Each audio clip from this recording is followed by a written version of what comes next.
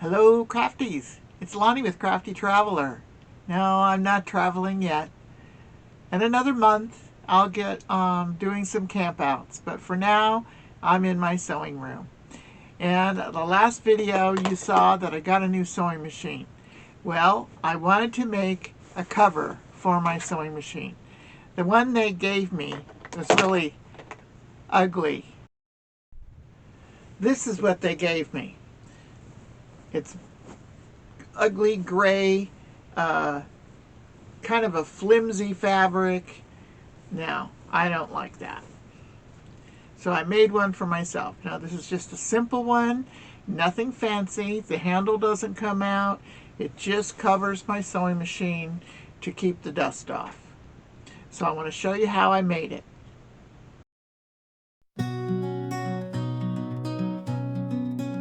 Stitching stories in each town,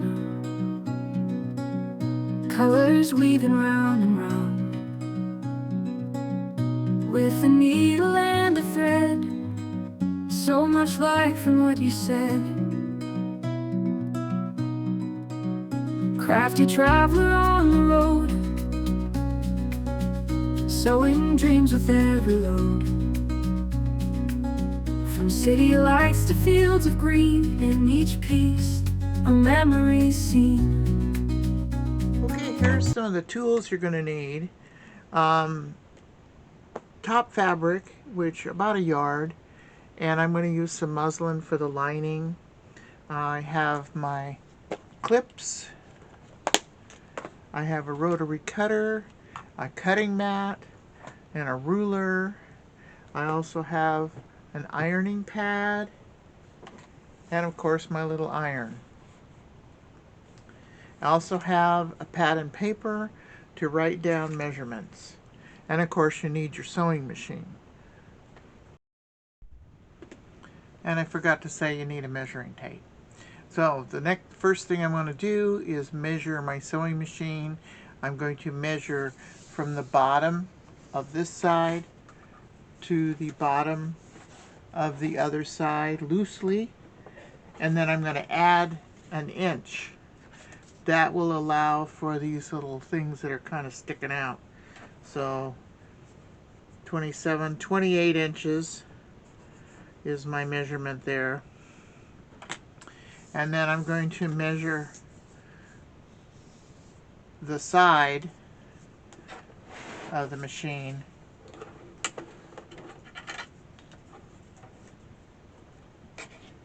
And that's 12, but I'm going to measure the other side because that's the one that has the wheel, and I'm going to allow for the wheel. That's actually still 12 inches, so I'm going to say that's 13 inches on the side, and the 28 is around the machine. So I'm going to have a piece that goes around, and I'm going to have a piece for each end. I'm also using a lightweight iron-on interfacing. I'm going to cut all of these pieces, a piece 28 inches by 17. I forgot to show the measurement of the width, including the wheel, when I was doing the measurements. So that was 16 inches, and I'm adding an inch. So 17 inches. So all the way around is 28 inches, and the width is 17 inches. That includes the extra inch. Okay, so all three of these will be those measurements. And then I will cut two pieces. I will cut two pieces 13 inches high, one for each side of all three of these materials. And then I will go ahead and iron on the fusible to all of those pieces, and I'll come back. All right, I've got everything cut out. These are my two pieces for around the machine, which are 28 by 16. There's a main fabric and the lining, and then I have for the side pieces, which are 13 by 8. I have two linings, and I have two outer pieces that goes on the side, and I put ironed on interfacing to the main pieces, not the lining pieces, and it's just a thin interfacing. It's nothing real heavy. Won't be much structure to it. You'll see a seam in here. I actually had to iron pieces together because this interfacing is only 12 inches wide, so I did it that way. All right, so all my pieces are cut and ready to be sewn. That's the next step, sewing them together. So I put 2 little clips in, and that's the opening I'm going to leave open. I'm going to start sewing here, go all the way down and across the bottom and back up the side.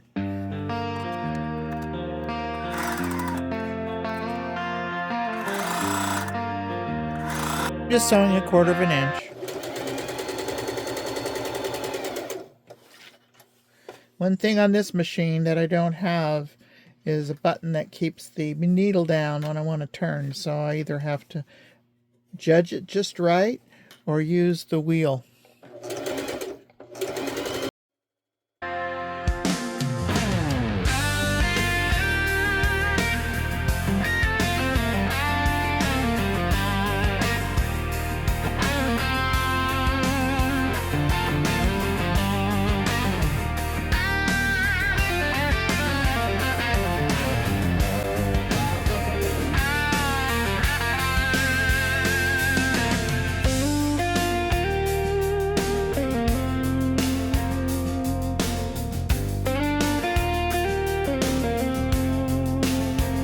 It also doesn't have an automatic cutter. I either have to use the little cutter on the top, on the side, or use my scissors.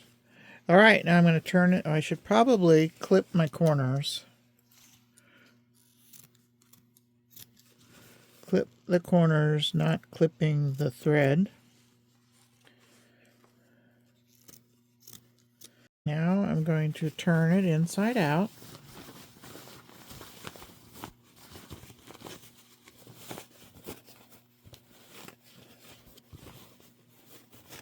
Poke the corners out with my fingers.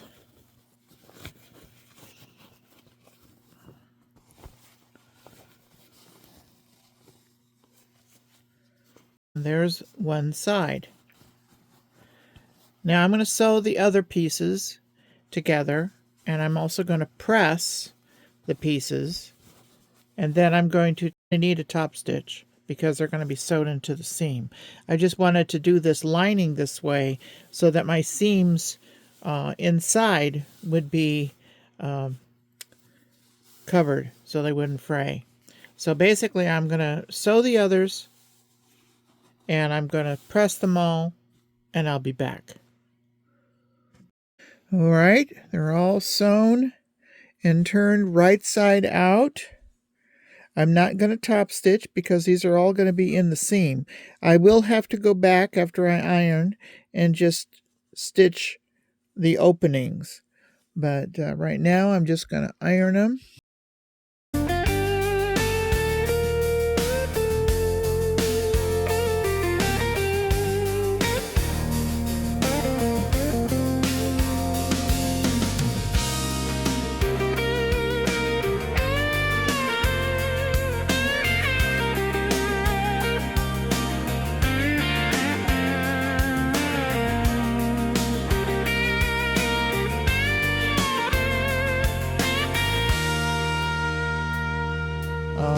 Where the seams might ravel are encased. This will still be a seam, but it won't be a raveling seam. I have the big one to do. This is just a simple way to do this, an easy way to do this. There's a lot of videos on YouTube explaining all kinds of different techniques on how to make a sewing machine cover. I just needed a quick one so that I could put it over my new machine and keep some of the dust off. All right, let me finish this and I'll be back. All right, I'm just going to sew up the 2 areas that I left for the opening. I'm going to clip that together. And I'm just going to top stitch all across the bottom of this.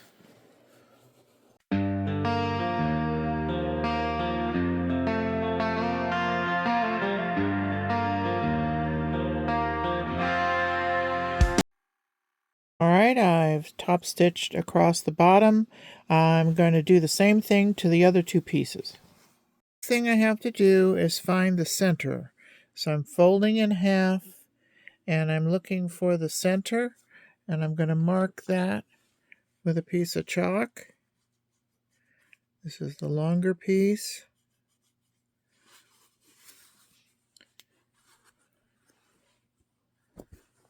Yeah, and I'm going to mark it on both sides because that's where the corners will fit on.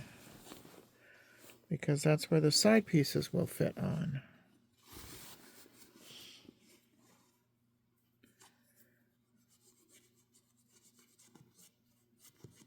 And then I'm taking the side pieces and also folding them in half lengthwise and marking them.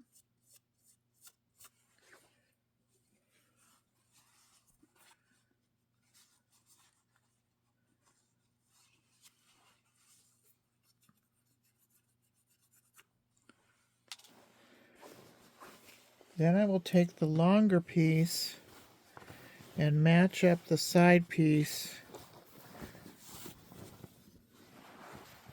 to the marked edge and clip that.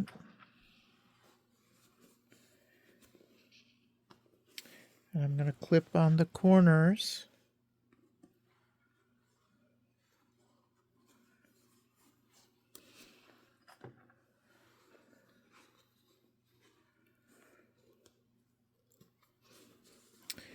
And I'm going to take side and clip it down the side.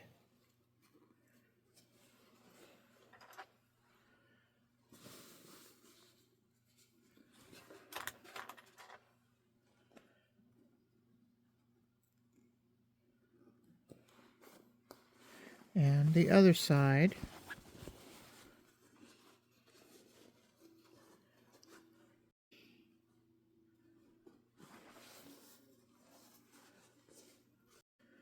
Alright, I've clipped both sides down and the top.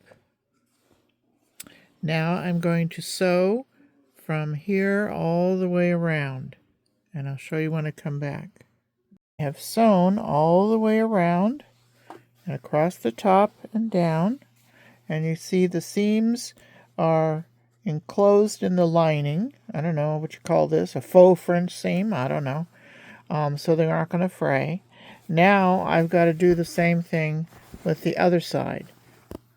Alright, I've finished clipping this other side all the way around and across and down, and now I'm going to sew that together. It's all sewn together. This is the wrong side, but the sides are sewn, and it even stands up a little bit by itself, even with the mild or the lightweight fusible interfacing. Now I'm going to turn it right side out. Okay, let's turn it right side out and poke those corners out.